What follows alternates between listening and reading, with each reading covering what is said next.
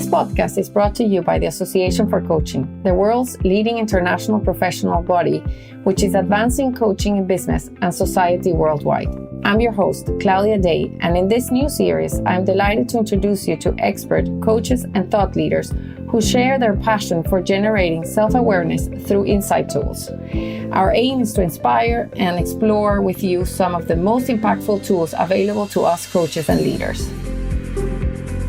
Today, we will be talking about personality, those characteristics and behavioral patterns that make us unique. How can we help coachees or ourselves understand better our personalities? And how can this help in the coaching and an individual in general? Today, we have the pleasure of having with us Professor Rebecca Jones. As her title indicates, she's professor at Henley Business School for Coaching and Behavioral Change. She's also the co-founder of Inclusive Leadership Company and a chartered psychology. Thank you so much for coming on board, Rebecca. Super excited to have you here. Every time I talk to Rebecca about this topic, I can feel her passion. Nothing nicer than to have someone with so much passion in the podcast. So thank you so much. And I look forward to the conversation. It would be great if you can tell the audience and tell us a bit about your journey with personality. Yes, thank you. And thank you, Claudia, for having me on the podcast. My interest and journey with personality started really early on for me, actually. And I remember distinctly, and this is important for me because I have a terrible memory. So there aren't many things that I remember so clearly from when I was younger. But I remember when I was finishing school and I was going on to do my A-levels. I went to school in the UK. And I didn't know what subjects to pick. So I went along to the sixth form college and I had an open day and we went through and had some taster sessions. And I went into a session that was for English literature A-level. And in that session, they were running a discussion of this book, basically, or a section from a book. I can't remember which book it was, but we were talking about, the book was all about someone who'd committed a crime and we were discussing why they might have committed the crime. And it really was talking about this person's personality and their characteristics.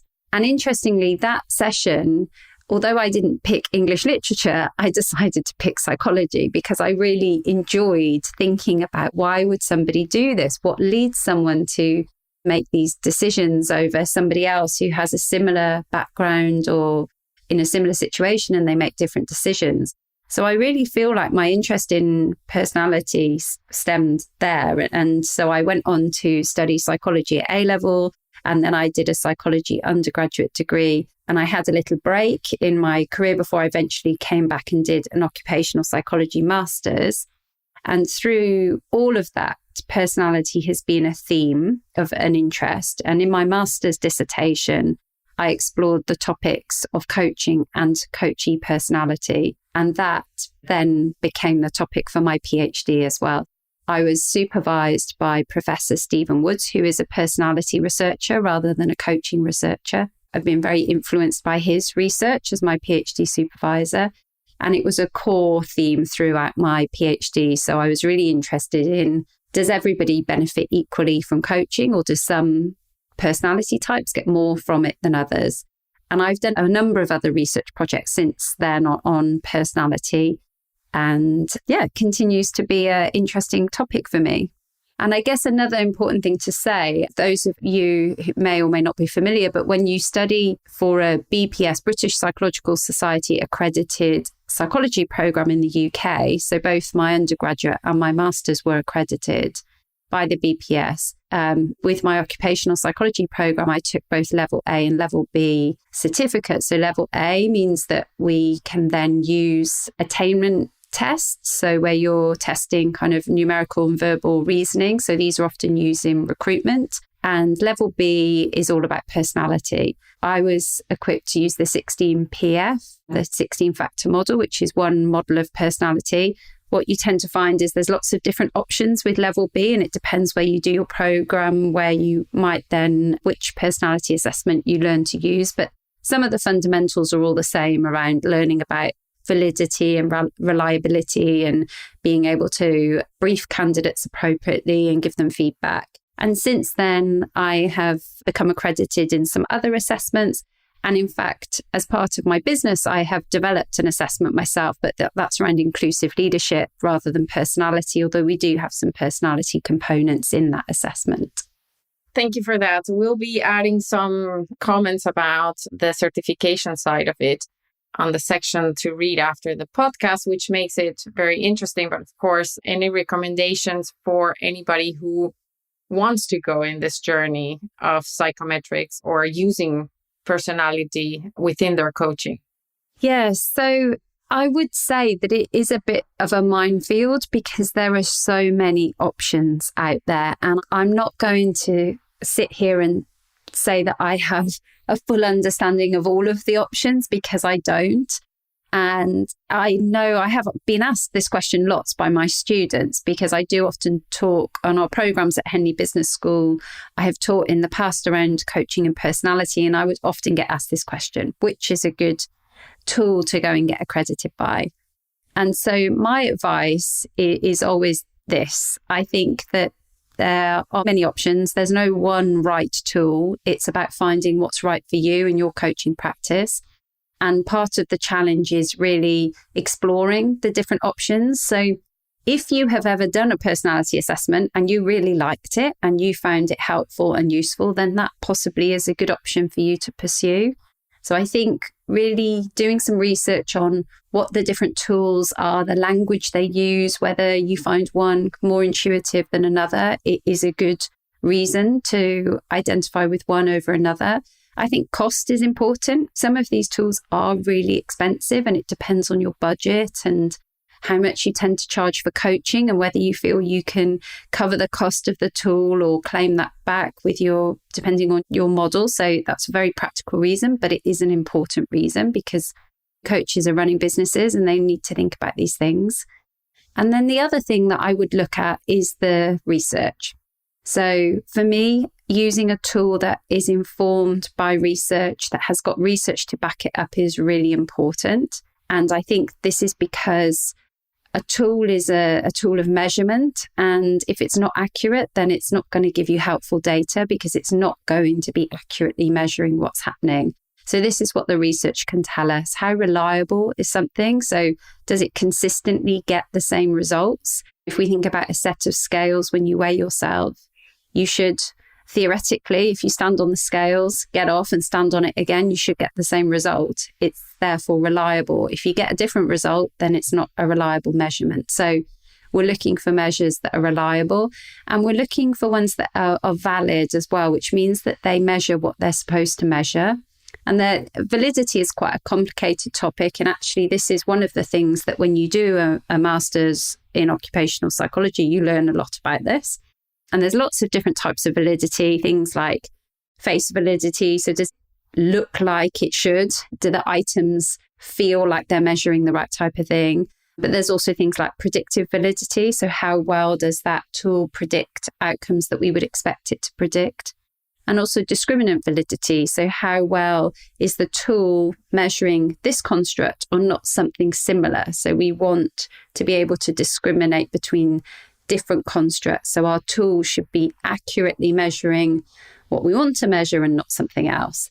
And ideally, tools will have some research and those pieces of research will be published and you can read about them. So I would be looking for that as well. Well, in that basis, I'll just give a bit of a snip of what's coming. We'll be talking in this podcast. We'll give you the opportunity of doing one of these tests. And Rebecca will be talking to us on a bit of the interpretation of the test. In this case, we chose it because we like it. And the reason for liking it is it divides, it gives subcategories, not just you're an extrovert or you're an introvert, but also within the extrovert, for example, you will get categories. And that for me was eye-opener because it made me see that there are some things of extroversion which I'm higher on and others that I'm lower, and give me more clarity on this specific trait. We will be covering this. It is free, so price here is very beneficial. And Rebecca will be talking to us about the research. But before we get into that, Rebecca, can you tell us a bit? Of course, there is personality theory, which is very extensive. And there is from Freud to evolutionary theory. And can you share us what you've taken from each of them just a glimpse of some of your takeaways from these theories over the years so that the audience can hear a bit more about personality theory? Yes. I think I've been on a bit of a journey, really, with personality theory and psychological theories more broadly. So I must confess that when I conducted my own research on personality, I used a framework. So I used the 5-factor model, or the Big Five as it's sometimes known, which characterizes personality based on extroversion, conscientiousness, openness to experience, neuroticism, and agreeableness, because this is the most widely validated model of personality in the research. So there are lots and lots of studies that basically say that these 5 factors are consistently demonstrated across people. And we have a number of tools that measure these. And the one we're going to look at later is based on this 5-factor approach. So my decision to conduct research using that was probably not really influenced by theory. It was just influenced by the fact that there was a lot of research on this. So I felt like I could justify the use of that approach.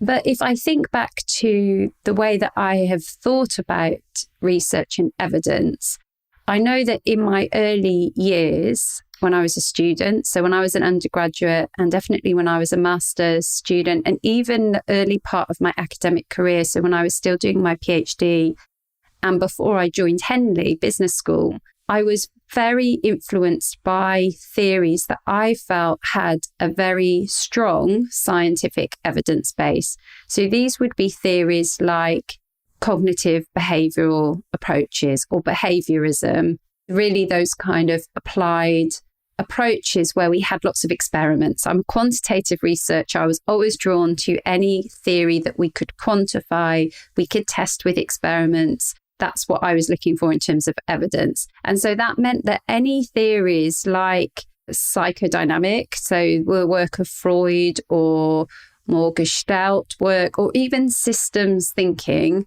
I was not very keen, let's say. I felt that there wasn't much evidence to support whether those theories were real. I'm talking here in a very positivist way of thinking about the world, that there are real constant theories that we can test and collect objective numerical data to quantify. And that was definitely my way of seeing the world.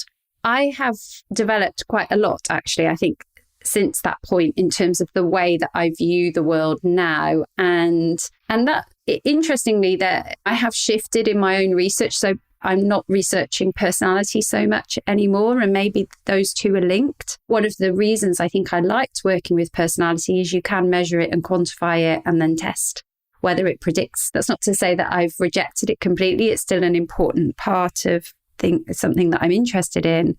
But certainly when I joined Henley, which was 7 years ago, I worked for a long time with Alison Hardingham, which if any of the listeners are Henley alumni, they may have met Alison. She created our coaching programs over 20 years ago now. So she was a big part of our coaching group for a long time. And I had the pleasure and privilege of working very closely with her. And Alison has written quite a lot about an eclectic approach to coaching. And an eclectic or integrative approach means that we draw from lots of different schools of thought. We use what we feel is beneficial to our coachee. And I would absolutely put myself in this camp now, not just in coaching, but in everything in my research that I do, in the way that I think about human behavior. I do tend to draw much more upon what I find is useful rather than just what I believe has got quantifiable evidence. Although I'm still a quantitative researcher, I am dabbling a bit in qualitative research as well, which I'm really enjoying. Yes, I don't know if that's very helpful, but I would say that overall my perspective has definitely shifted, and it's been influenced by key role models that I've had the privilege to work with and learn from.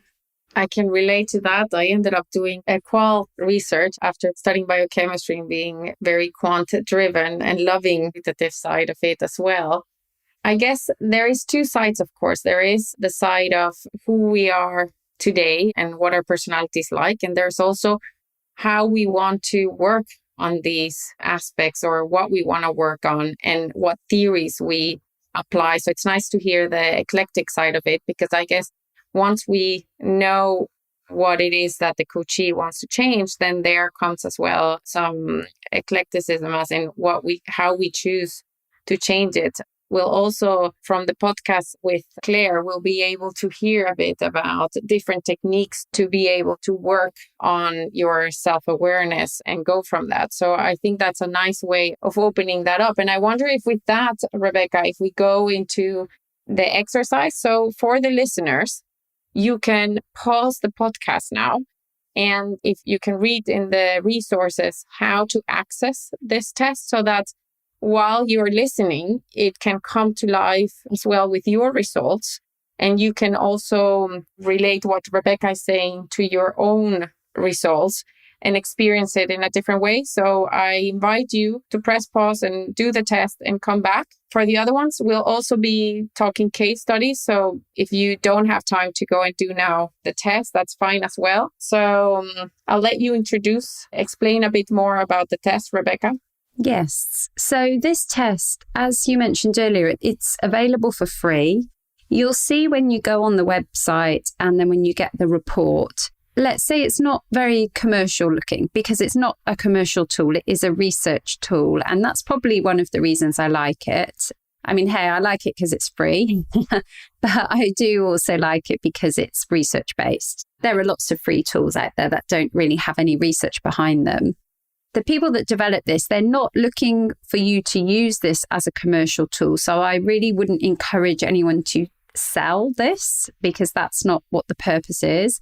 But it is really helpful for you to perhaps experiment a little bit with using it, and then perhaps go on from there and take some official accreditation. So it's called the IPIP Neo, and it's IPIP, I think stands for, it's International Personality Item Pool.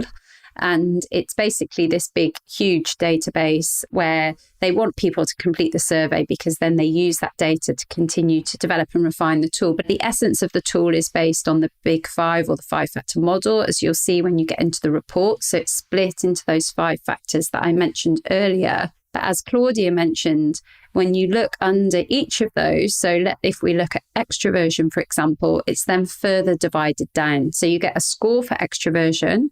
I will talk about my own scores, because I can give my consent to share with you my personality scores.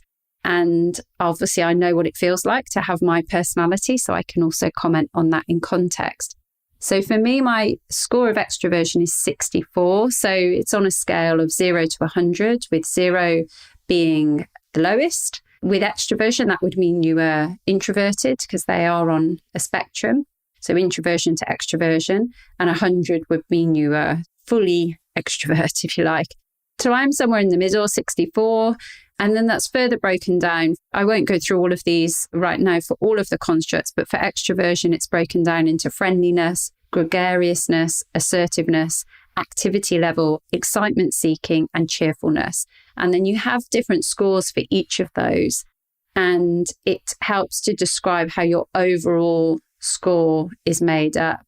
So for example, I'm quite low on friendliness. So I score 21 on friendliness, but I'm very high on assertiveness. I have 95 on assertiveness, and then the others are somewhere in between. So those combined put me somewhere in the middle. And that probably feels about right for me, because I would often describe myself as quite introverted. But I do appreciate that there are elements of my personality, like my assertiveness, like my cheerfulness, which are generally described as more extroverted. It's a helpful report. It's then got a narrative, so it explains what each of these are. So there's a definition for each, and it just positions you. So whether your score is low, whether it's high, and it gives you a bit of an understanding of what low scorers tend to experience and what high scorers tend to experience. I'll just share, for me, this one was what made me like this test so much, which was that I had always struggled with, am I an extrovert or am I an introvert? The question. And when I saw this, I have high friendliness, average gregariousness, average assertiveness. My activity level is high, excitement seeking is low, and cheerfulness is high. And so when I saw this, I was like, okay, this makes sense. I have some things that are higher here and some things that are lower and some that are average. It was basically an answer of what do I need? And I then discovered, of course, I recharge by myself, not when I'm in a group, in a big group. So I need to give myself space after I have a gathering or something for a whole day full of people. I need to actually give myself time to recharge afterwards. And so it gave me information of how I could help myself with my extrovert sides and my not so extrovert side. This was very helpful on seeing this division. Yes. I can give an example here, I suppose, of perhaps I bring an eclectic approach with coaching when I'm thinking about personality. So personality assessment, whichever assessment you use, is just a tool to help raise awareness. And I like to view it as a shortcut. In essence, personality profiles were originally developed to help with recruitment. And the idea was that it helps a recruiter get a fuller version of this person that's applied for a role very quickly, much quicker than they could do just from talking about them. They get a depth of information. So that was the reason why they were developed. It's a shortcut to helping understand kind of the essence of what someone's all about. And it can be helpful to perhaps reveal elements of ourselves that we're less aware of, or as a prompt to explore how that might manifest or the behaviors that might lead to, and whether that's helpful or not in terms of the goals that we're striving to achieve. So that's one point in terms of why we might use a personality assessment and how it can be helpful.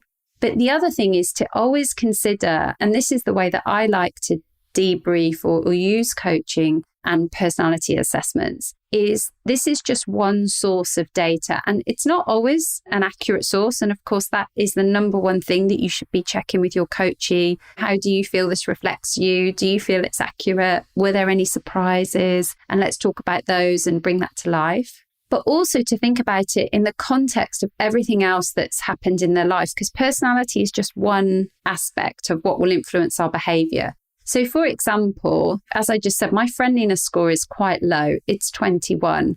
I don't know how other people see me. I think some people might find that quite surprising because I hope that I don't come across as unfriendly. I try to be friendly, but naturally, I'm not that friendly. And I believe for me, that links to challenges I've had throughout all of my life around belonging. And so this is taking kind of another psychological theory about our need to belong in groups and social groups, and how well do we feel that we belong, or do we feel like we're an outsider?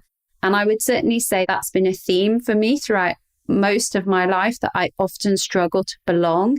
And so my lack of friendliness can almost be a defense mechanism. I anticipate I'm probably not going to belong in this group. Therefore, I'm going to keep myself a little bit reserved. I'm not going to open myself up fully to these people because therefore they can't reject me. Now, I know that about myself because I've done a lot of deep reflective work because, hey, I'm a professor of coaching and behavior change. It's my job. But that can also be something that might come out in coaching to help someone understand, okay, let's dig into this low score of friendliness. Tell me about what that means for you. And can you see any patterns in terms of how this might have come up in other parts of your life? That's definitely taking more of a psychodynamic approach, I would say, in terms of thinking about patterns in the past and how that might be interacting with this personality trait to influence their behavior today. Thank you for sharing that. The thing that came to mind, of course, was when you're working with a team or a group of individuals that work together a lot, there is, of course, a benefit in understanding the information you just shared, for example. And this may help with the interaction. So can you talk a little bit about the research of personality, understanding other people's personality as well as your own personality on a team side? The honest answer is I'm not super familiar whether there is much research on team awareness of personality, but that sounds like it would be an interesting project if it hasn't been done. I know there is research on kind of team composition and personality. For example, if we were to curate the perfect team, what would that look like? Would it be everybody that's highly conscientious or highly extroverted, or is it more important to have a mix of characteristics? And we know that awareness is really important. So I'm sure that combining those would have an important impact. But yeah, nothing comes to mind on whether that has been tested. But certainly that is one of the ways, if you were a team coach or you're working with teams, it can be really helpful. And in fact, we've done something similar with our team, internal team at Henley, on understanding our own personalities, not with this tool, but actually a tool that you're going to talk about on another episode, I believe. And it is extremely helpful because sometimes it's very frustrating when you work with someone who has a really different personality trait to you, because it's much easier to work with people who are the same. So just again, to take an example, I have an extremely high level of conscientiousness. I score 95 on conscientiousness, and I'm high on all of the different elements. So that's self-efficacy, orderliness, dutifulness, achievement striving, self-discipline is 99. All of those are high apart from cautiousness, which is 33. So I'm really conscientious. And I know that I love working with other conscientious people. It's great. It's easy. We're all really organized. We make lists. We turn up on time. We have a very similar approach in the way that we work. It's just easy. It flows well. It's much harder to work with someone who is less conscientious.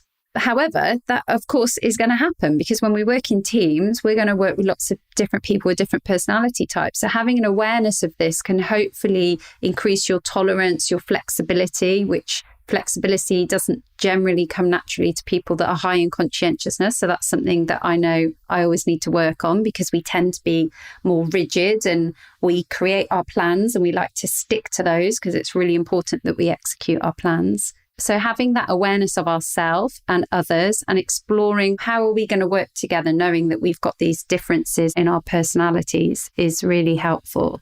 And I guess the other thing is recognizing, and maybe this is an important point to note here, that a really important view of personality, in my opinion, is that no traits are good or bad. I just explained I'm 95 on conscientious. That doesn't mean that I've done well. I haven't scored well or I've got a great result there, because any personality trait can be a strength, but it can also become a weakness in overdrive. So I know that there are things that my high conscientiousness has helped me with in the past. I am self-disciplined. I know that I can work well on my own and I don't have a problem with deadlines and keeping going on difficult projects or anything like that.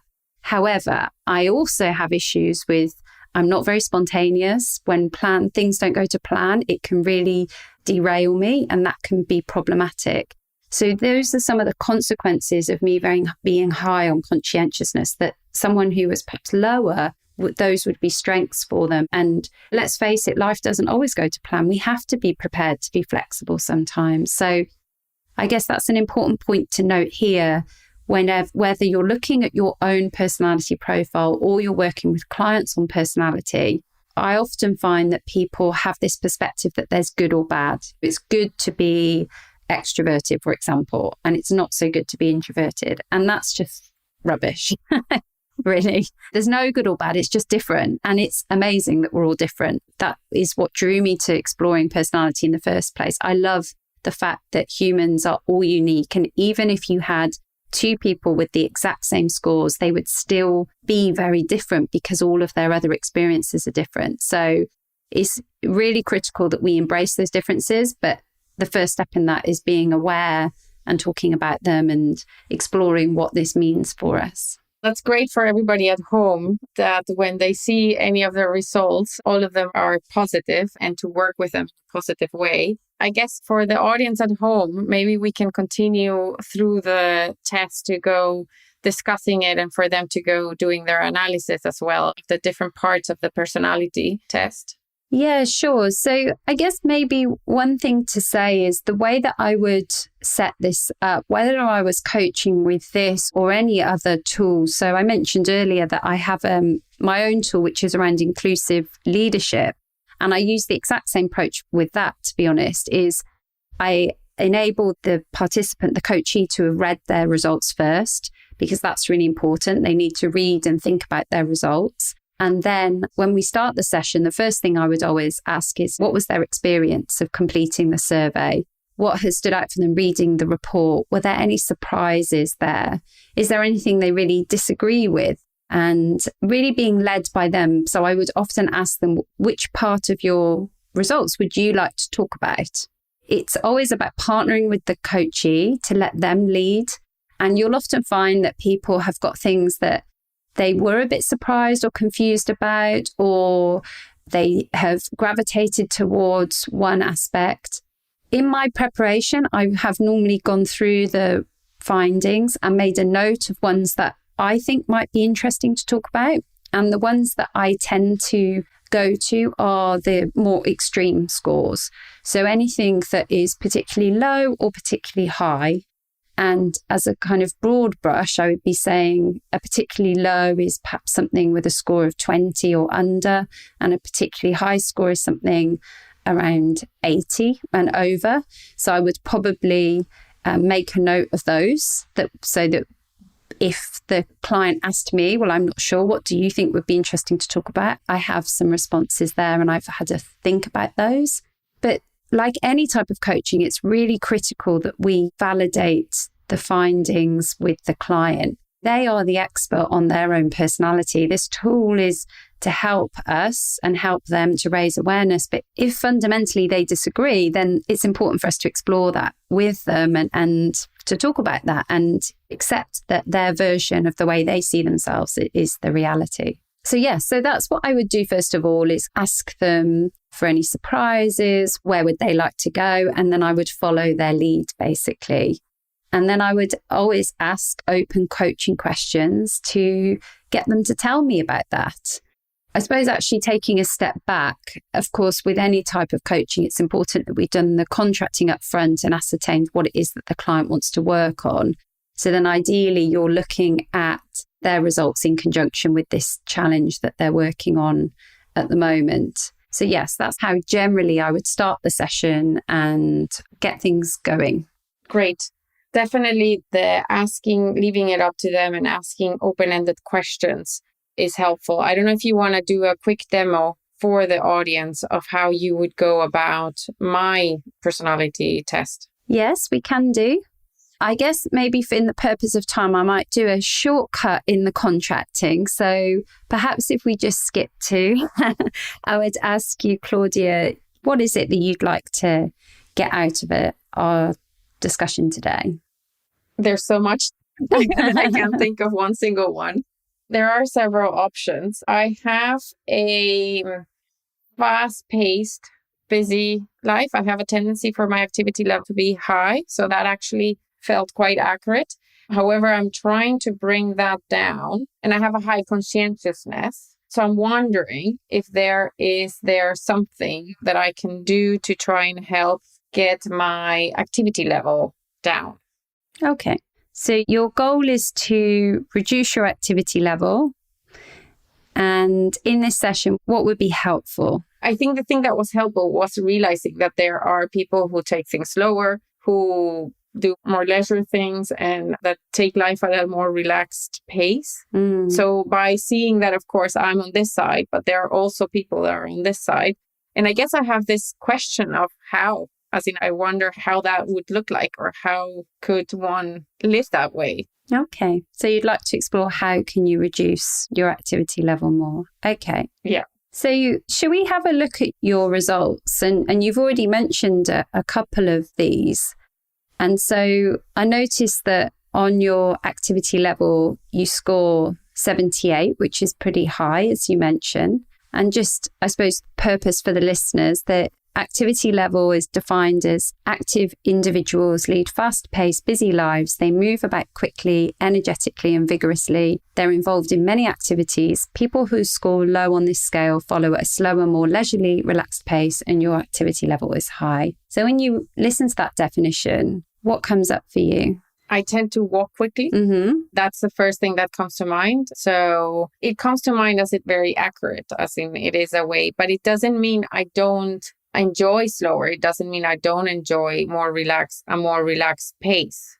So I'm wondering what other characteristics of my personality could be contributing to a higher activity level. And what impact does it have on you having this high activity level? it impacts in, I probably tend to put more things than I can achieve in a list of daily things to do. And so it probably also means less space for interruptions. A thing that I noticed was, as a playful exercise, I put my profile using AI to try and understand what it would say. And one of the things, of course, that it mentions is that I am not very flexible in terms of routines and things being changed. And I think keeping a busy life, of course, makes you be less flexible or let things evolve with less flexibility. So this could be something where it could impact as well. And of course, having kids, having family, things come up and it doesn't give space for these unexpected things that will happen throughout the day that need more calmness or a more relaxed space to attend to them. And I guess as a mom, the type of mom I want to be is a more relaxed mom, not someone who's all the time busy. So maybe that would be the first place to actually have an impact in my mother side. When I'm in the role of a mother, how can I lower my activity level and be more relaxed at a relaxed pace? Okay. So I heard there that you talked about the fact that you tend to move very fast through life, but also try and fit a lot in. And that so your to-do list is very full and you're rushing from perhaps one thing to the next. So if we come back to your personality profile, we might think about, well, what else is driving that desire to do a lot? And I think you've already mentioned this around your conscientiousness. So if we look at that score, we can see that overall conscientiousness is pretty high. It's 75 overall. But I wonder whether it might be interesting to explore perhaps a couple of aspects of conscientiousness in the context of this activity level and being very busy and striving to do a lot. And the two I was thinking of, and I'd just be interested to hear your thoughts on this, were dutifulness. So you scored 87 on dutifulness, which is really high. And dutifulness is defined as the strength of a person's sense of duty and obligation. So those who score high on this scale have a strong sense of moral obligation. Low scorers find contracts, rules, and regulations overly confining, and they're likely to be seen as unreliable or even irresponsible. But your level of dutifulness is high. And then the other one was self-discipline. So that's very high. You had 93 there. And self-discipline is what many people would call willpower, and it refers to the ability to persist at difficult or unpleasant tasks until they're completed. So people who possess high self-discipline are able to overcome reluctance to begin tasks, and they stay on track despite distractions. So those with low self-discipline tend to procrastinate and show poor follow-through. They often fail to complete tasks, even tasks they want to complete, and your self-discipline is high. So I was drawn to those two scores in the context of this discussion, so dutifulness and self-discipline. And as you listen to those descriptions and you think about this, what's coming up for you? The thing that came up to me was, how can I use my dutifulness and high discipline to, within a family environment, bring down my level of activity? And I guess my question, and I don't think I have the answer, is in terms of, as a parent, what is my duty? And how can answering that question bring my levels of busyness down? Because I do feel that as a parent, of course, being busy as well as a family and the kids having activities, and there is something for them to learn from that as well that can bring benefit. But I think probably there is something about bringing calmness and bringing that other side of that spectrum that would also be of benefit. And so how can I use my high sense of duty to also bring that side, was the question that came to me. Yeah, and that's a beautiful coaching question, isn't it, that you've asked yourself? How can you use your dutifulness to create this sense of calm in your family? Yeah. So I guess I wonder if with that, we leave it. Of course, that would bring us another conversation, but it gives the audience a bit of a feel of how it can be used in coaching and how I could go further into that discussion. And I guess it would be helpful to know that this is something I've been working for a long time, but having these extra tools does feel useful as someone who's experiencing the coaching, because it is something that I've worked in the past. And you sort of run sometimes into I can't think of anything else. Like I can't think of another option. Whereas with this approach, it did help me to think different about it. Yes, yeah. And so even though that was a little tiny demo, to be honest, it's probably not dissimilar to how I would approach it. For me personally, I wouldn't go through the whole of the report. There's a lot in the report. Instead, I would tend to understand what it was the client was interested in working on, ask them to identify what they think is important, and then perhaps I would share a couple of things. And I am really interested in the interaction of traits, because I think that's where perhaps you can add value, if you like, that over what a report does, because a report doesn't necessarily bring those to life. And obviously we were going down the route of how you could use the strengths that you have in a new context to help you with something, which is a really interesting angle. I think another option that we could have explored is, how is your sense of duty manifesting in the type of activities that you are engaging with at the moment and you want to scale back on? So digging into that a little bit and maybe where that's come from. Yes, and certainly you can see how some clear actions could come out of this that quite simply use the strengths that you already have to balance out one of those traits that's in overdrive. And this is a beautiful example of I think it's the activity seeking trait. Generally, I think most people would think that's quite a positive trait, but when it's too high or it's in overdrive, it's not serving us anymore. So it's often thinking about our personality.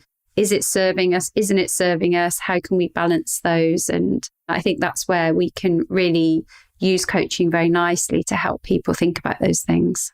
I hope that gave the audience a bit of a taste from the test and that you're enjoying learning about yourselves at home. Just to close the exercise, what are the ethical considerations that coaches need to have when working with personality tests or any type of test? Yeah, so I think the key thing for me is to get training and development in this. So although we've offered you access to a free tool, which I think is a great tool to just play with and explore for yourself, if you haven't done any form of development on how to use personality assessments, I would really seek getting accredited, because it's important from an ethical point of view, from a competence point of view, that you are going into a coaching session with the required knowledge behind the tool to help support your client. So that's the number one thing. And I guess the other thing is to appreciate that no tool is perfect. They are just a tool to help raise awareness. The client's view is more important and more valid. And if that's okay, I can just give one other quick example. And Claudia, we talked about this beforehand and you said you were happy for me to use this example if you're comfortable with that. But Claudia's openness score is very low. It's actually 3, which is super low. And I've known Claudia for many years, and I was surprised when I saw that, because I would not. Generally, openness to experience is conceptualized as being perhaps more open to learning, imaginative, creative. And I would actually describe Claudia as being quite creative. And certainly in preparation for this session, as she mentioned earlier, she put her results into ChatGPT to see what ChatGPT said about it. And I think that's a really creative way of using AI, using personality and gaining new insights. And for me, that openness score doesn't necessarily reflect all of Claudia's personality. And we did have a bit of a chat about this. And I think you mentioned that you can identify why some of the scores were the way that they were. But what I would say is, like any tool, and I do like this tool, but I would say the openness to experience construct is somewhat limited. It's a bit kind of binary in terms of, at one end, which is low openness, you're very logical and scientific. And at the other end, you're very artistic and abstract, and you like art and the theatre. And for me, being creative and being interested in learning and developing doesn't really fit into that. I think that we can be very creative, but in a kind of not an artistic way. There's a lot of creativity looks different depending on the context and the situation. I guess that's another ethical concern. Just take the results with a pinch of salt. They're not always perfect, but they can still be helpful. Definitely. Other considerations are, of course, that culture, there may be differences in culture. And that, of course, I think you've touched on this, Rebecca, but that they change over time. And I would love to see my results. I was trying to fetch my results from 5 years ago to try and see what openness looked like in 5 years ago. But yes, definitely some things to keep in mind for the audience. Rebecca, thank you so much for taking the time and being with us today. And if for the audience, there is, of course, the opportunity of working with someone and chatting about your results. The AC has a way in which you can do this. We'll put in the resources more information about this. If anybody wants to contact you, Rebecca, or chat further about this topic, what's the best way to do that? So probably the easiest way for people to connect with me is on LinkedIn. So they can find me on LinkedIn. I'm Rebecca Jones, but if you put Rebecca Jones Henley Business School or Rebecca Jones Coaching into Google, you should find me. Thank you so much for being with us. Thank you. It was a great conversation. Thanks. Thank you for listening to another podcast by the Association for Coaching. For over 20 years, our purpose has been to inspire and champion coaching excellence, advance the coaching profession, and make sustainable differences to individuals, organizations, and society. To find out more about the AC and our member benefits, follow us on LinkedIn or visit our website at associationforcoaching.com. Explore our digital learning hub and enjoy our extensive library of on-demand webinars, member benefit interviews, podcasts, and a portfolio of live events featuring thought leadership tools, models, and the latest industry trends to help you develop your coaching experience.